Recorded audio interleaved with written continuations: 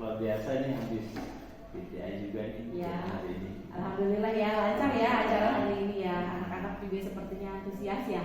Alhamdulillah sangat antusias tadi dari awal sampai akhir itu juga maksimal juga dalam mempresentasikan seperti itu. Iya.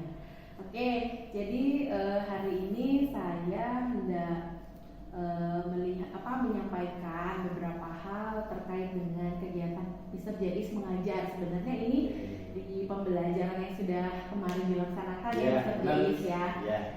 Tapi mungkin hasilnya hari ini juga sudah nampak dari anak-anak ya, dari kegiatan tadi melakukan SLC. Nah, Mr. Jais, saya sudah melihat kegiatan Mr. Jais mengajar.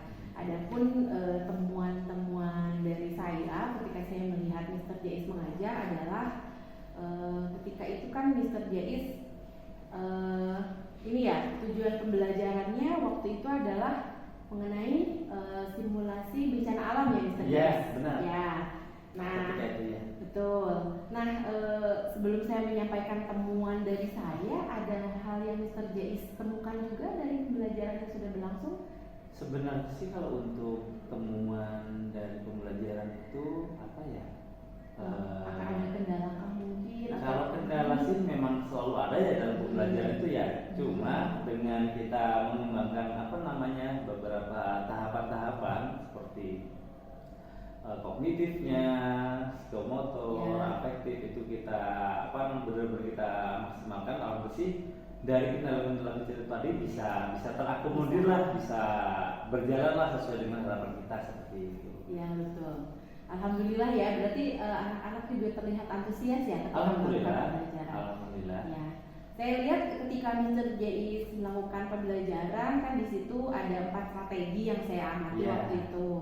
Di mana Mr. Jais mengarahkan anak-anak untuk melakukan pengamatan video ya mengenai bencana alam, kemudian tanya jawab, kemudian diskusi dan simulasi. Nah, dari semua strategi yang Mr. Jais rencanakan itu sudah berjalan semuanya. Alhamdulillah saya lihat anak-anak sudah melakukan pengamatannya dengan baik. Anak sudah melakukan pengamatannya dengan baik. Kemudian tanya jawab juga sudah terlihat muncul waktu itu ya, Mister. Ya, beberapa siswa langsung memang spontan kan bertanya kan untuk kegiatan peserta itu tuh mengantisipasinya seperti apa sih? Seperti itu kan udah langsung bisa. Saya juga dari Mr. Jaya sudah terlihat di awal itu sudah mengarahkan dengan pertanyaan apa yang mereka ketahui, apa yang ingin mereka ketahui, bagaimana untuk menyelesaikan. Nah, betul, sudah terlihat alhamdulillah. Dari diskusi juga waktu itu saya lihat Mr. Jais sudah berperan sebagai fasilitator, hanya fasilitator, jadi tidak Mr. Jais mengarahkan. Benar, sih udah tidak sebagai teacher center, tapi lebih ke kita sebagai guru memfasilitasi. Jadi anak itu yang kita fokuskan untuk bagaimana sih membuat sebuah pembelajaran itu yang menerapkan beberapa metode yang tepat, yang pas sesuai dengan materi yang kita sampaikan. Ya, jadi seperti metode kontekstual ya, yang memang kondisi yang ada di sekitar yang bisa kita lihat itu seperti apa sih kejadiannya, seperti waktu peristiwa kita simulasi bencana itu kan kondisi seperti sebelumnya kan sudah ada nih kejadian nih, tapi kan belum kita lakukan secara langsung aja. Jadi anak langsung bisa tahu nih apa yang dilakukan, seperti ketika terjadi goncangan langsung bagaimana yang dilakukan sikapnya seperti itu kan. Itu salah satu pembelajaran yang memang langsung bisa dilakukan, bisa dilaksanakan oleh anak karena melihat dari situasi sekitar seperti itu. Iya, betul sekali. Saya juga sangat merasa tertarik dan mendapat inspirasi dari kegiatan pembelajaran yang Mr. Jais lakukan. Karena ada beberapa kegiatan yang belum saya lakukan, kemudian saya melihat dari Mr. Jais itu menginspirasi saya. Alhamdulillah kalau seperti itu malah bisa kita saling mengisi satu sama lain dalam pembelajaran. Iya betul. Nah, di kegiatan simulasi juga saya melihat murid itu sudah aktif semua ya Mr. Jais ya. Mereka melakukan, bahkan mereka menyiapkan alat-alat ya. Jadi saya di situ melihat peran Mr. Jais memang benar-benar sebagai fasilitator dan siswa benar-benar aktif. Menggali sendiri. Betul. Jadi menggali sendiri kondisinya itu seperti apa dalam pembelajaran, Jadi kita hanya sebagai mengarahkan, anak sudah bisa mengetahui. Jadi itu malah lebih ke berkesan, akan teringat terus. Iya. Seperti itu. Iya betul. Itu sesuai juga dengan ini ya Mister, yang apa prinsip pendidikan dan pengajaran dari Ki Hajar Dewantara. Kalau dari saya apa namanya, saya apresiasi apa yang sudah Mister Jais lakukan, bisa terus dikembangkan lagi untuk pembelajaran berikutnya, bukan hanya untuk di pembelajaran IPA saja. Alhamdulillah ini pun juga ada beberapa proyek seperti memang diintegrasikan dengan pembelajaran yang lain juga. Memang kami lakukan juga setiap apa namanya dalam pembelajaran bisa kita kaitkan seperti itu. Maka di sini terlihat beberapa proyek dari karya anak ini yang bisa menginspirasi lah buat teman-teman yang lain seperti itu. Iya betul. Nah, ketika ada kendala dalam pembelajaran ya Mr. Jais, Mr. Jais biasanya mengatasi kendalanya seperti apa? Misalnya mungkin dalam pembelajaran itu kan ketika kita di kelas kan pembelajarannya diferensiasi ya Mr. ya. Di kelas itu kan anak berbagai macam karakter, ada yang audio visual, ada yang visual saja. Nah mungkin ketika mengalami kendala seperti itu ada apa yang Mr. Jais lakukan?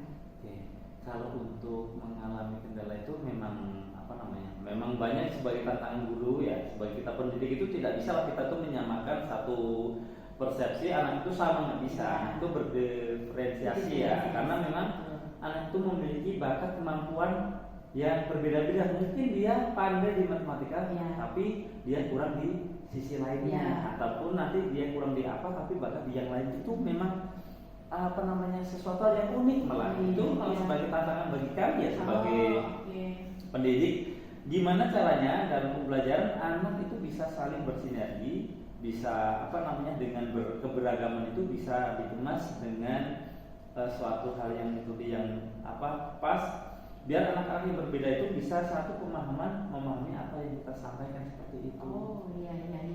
Berarti kendala yang ada itu justru dijadikan oleh Mr. Jais sebagai kekuatan ya? Sebagai kekuatan motivasi.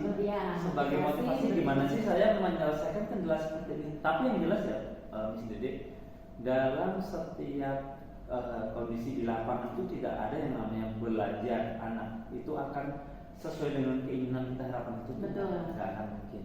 Ada saja satu dua siswa itu yang mungkin tidak sesuai dengan kelas plusnya seperti apa, ada seperti itu. Tapi itu tadi dengan pendekatan personal, dengan pendekatan intern ke anak, terus istilahnya dengan dibuatnya pembelajaran yang menarik, itu yang akan menjadikan daya tarik siswa untuk take off recordnya lagi sesuai dengan objek materi yang kita sampaikan seperti itu.